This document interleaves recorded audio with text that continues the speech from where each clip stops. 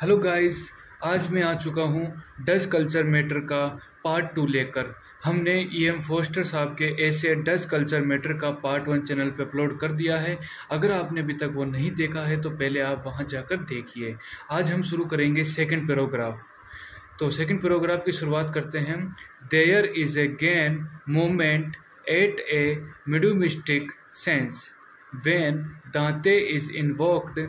The company know of Dante as the guy who got singed, so he dully appears in this capacity and returns to his gridiron after a little banter. With a pleasant smirk, he has become a proper comic. ये हमारी ऐसे का second paragraph है। इसका आज हम reference to the context और इसके अच्छे से एक्सप्लेनेशन करके आपको समझाएंगे। तो चलिए शुरू करते हैं। These lines are taken from the lesson Dutch culture matter. यह पंक्तियाँ डच कल्चर मैटर नामक पाठ से ली गई है। The essay brings out Forester's concern at the decline of culture. The essay brings out Foster concern at the decline of culture.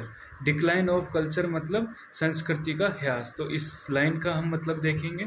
इस निबंध में फॉरेस्टर इसलिए चिंतित हैं कि आज के युग में संस्कृति का ह्रास हो गया है। He puts up a vigorous defense of the creative endeavors of men down the ages. वह चाहते हैं कि मनुष्य की सृजनात्मक शक्ति युगों युगों तक चलती रहे। फिर हम इसकी एक्सप्लेनेशन पे आएंगे। Forster here refer to Sinclair Lewis novel Babbitt. Forster यहाँ सिंक्लेयर लेविस के उपन्यास बेबिट की ओर ध्यान दिलाते हैं।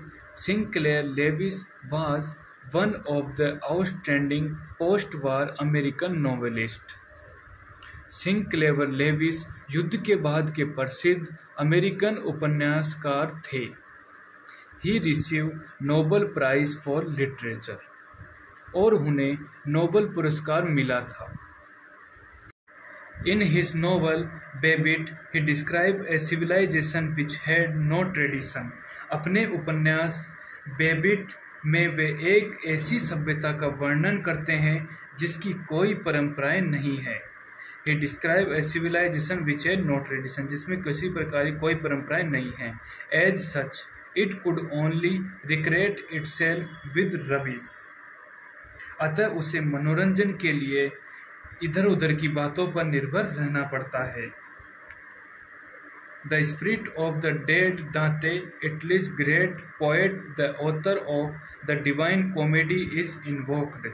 दांते इटली का महान कवि था और उसने डिवाइन कॉमेडी की रचना की थी। यानी कि मतलब कि मनोरंजन के लिए मृत लोगों की आत्माएं बुलाने को कुछ लोग इकट्ठे होते हैं और ऐसे ही एक गंभीर क्षण में दांते की आत्मा बुलाई जाती है। तो जो लोग इकट्ठे हुए हैं उन्हें प्राचीन साहित्य, संगीत, चित्रकला इत्यादि का कोई ज्ञान नहीं है। वे सिर्फ इतना जानते हैं कि दांते को जलाया गया था, इसलिए दांते की आत्मा इसी रूप में प्रकट होती है और दांते को इस प्रकार हास्य पात्र का रूप दे दिया गया है। तो हम अपने नेक्स्ट लाइन पे जाएंगे। Foster is thus trying to show how the people who do not understand and appreciate culture misrepresent the past and appear most uncivilized and barbarous. इस प्रकार फोस्टर ये बताने की चेष्टा कर रहे हैं कि वे लोग जो पुरानी संस्कृति की जानकारी नहीं रखते, अतीत को कितने गलत रूप में प्रस्तुत करते हैं। Dante's great epic, The Divine Comedy, is not correctly understood in Soviet Russia, and there the great Italian poet is represented as a sadist who derives pleasure by inflicting pain on others. दांते की महान रचना को Soviet रूस में ठीक से नहीं समझाया जाता था और इसलिए दांते को एक ऐसे व्यक्ति के रूप में देखा गया जिसे दूसरों को दुख पहुंचाने में मजा आता था।